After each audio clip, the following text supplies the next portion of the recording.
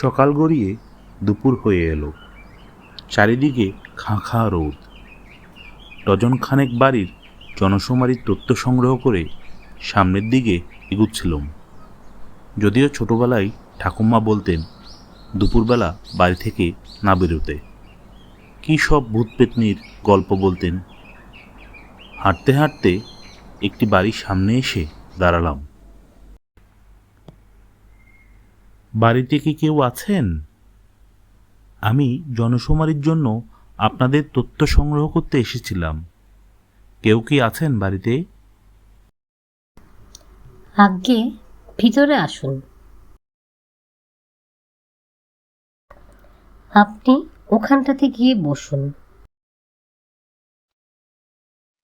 ভদ্রমহিলার কথা শুনে আমি বাড়ির ভিতরে প্রবেশ করলাম এবং সামনে থাকা বসার স্থানে গিয়ে বসলাম।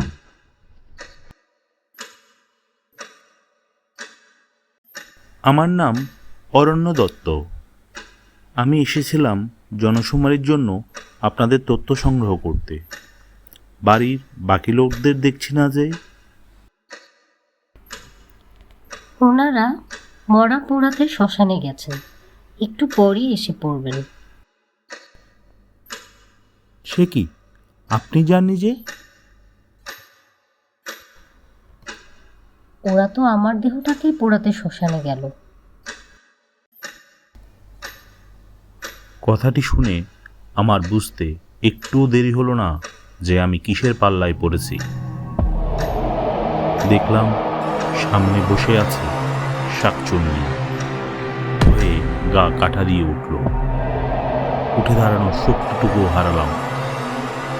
কখন যে অজ্ঞান হয়ে পড়ে গেলাম নিজেও টের পেলাম না।